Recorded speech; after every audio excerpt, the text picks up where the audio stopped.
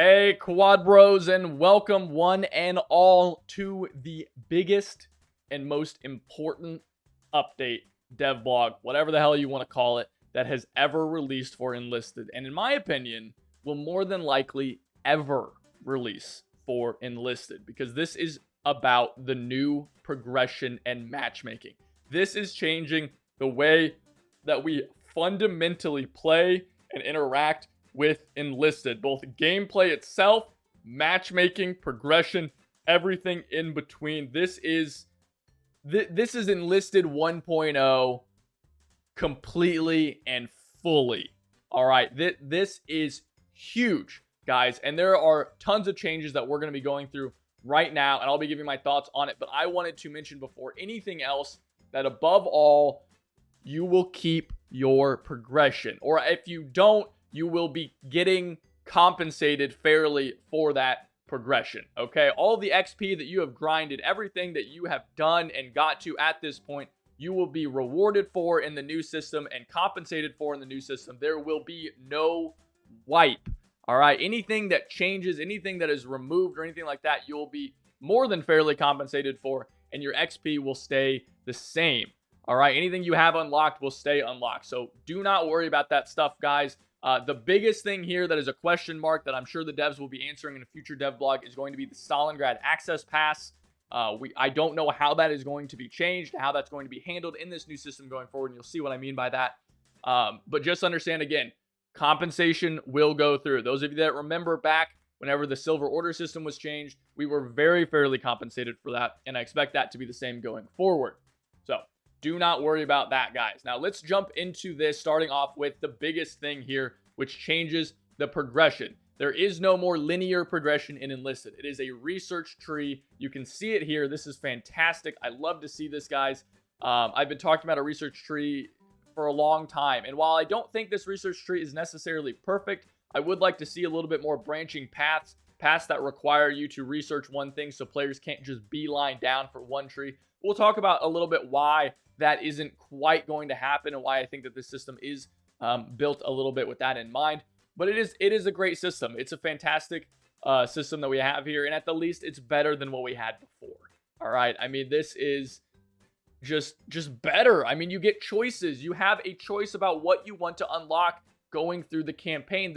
There's no more being forced to unlock a plane that you don't want. There's no being forced to unlock a tank that you don't want or a gun you don't want. If you want something, just get it. You just get it. You don't have to worry about it. You don't have to grind out a bunch of crap that you don't want to unlock crap that you do want. You just get to unlock the thing that you want to get, which feels weird to say out loud, right? But it's such an obvious thing. And so I think this is going to be fantastic going forward.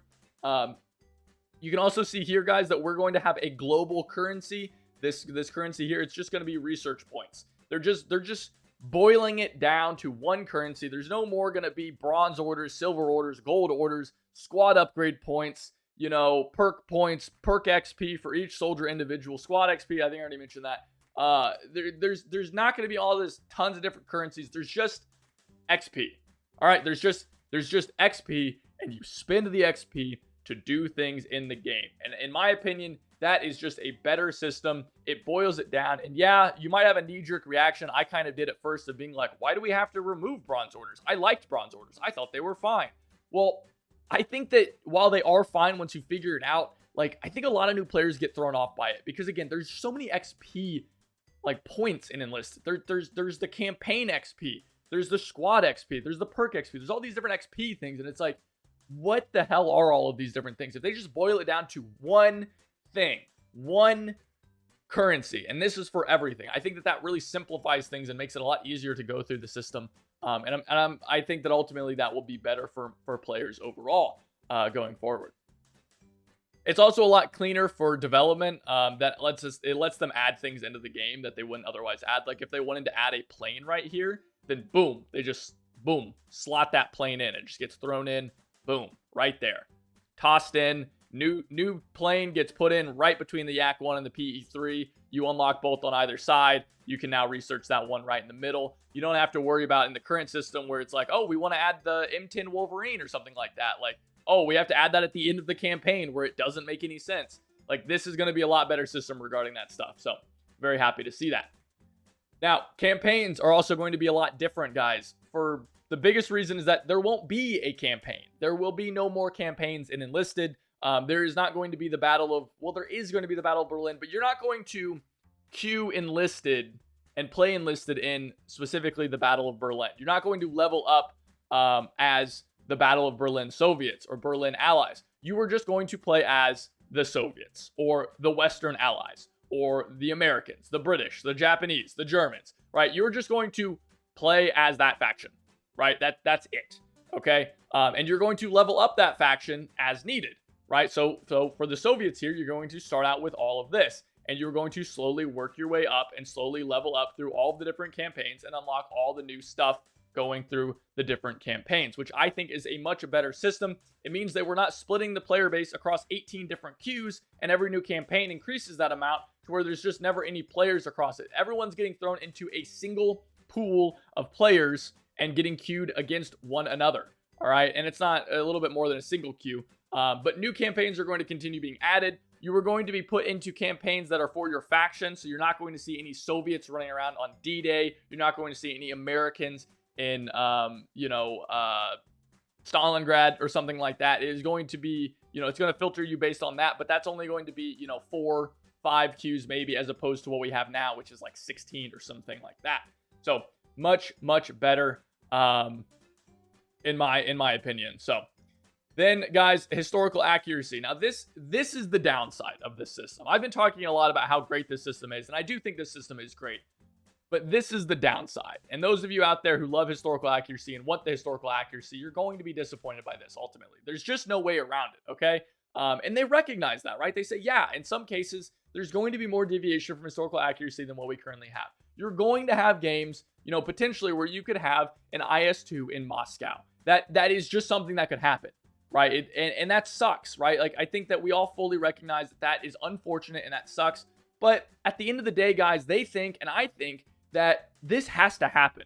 And maybe at some point in the future, we can get some systems put in place, maybe some alternate queues if the player base expands enough. But as it stands right now, with the current player base that I think Enlisted has, with the current systems in place in the game, this has to change. Because you might think to yourself, like, I would rather play the game as it is now. If the current system stays in place, the game wouldn't exist. Okay, like, the game will fall away. It will cease to exist, because the reality is that there just won't be a game. It'll die. There won't be servers. And the game has to evolve. It has to adapt. And this is an unfortunate casualty of that.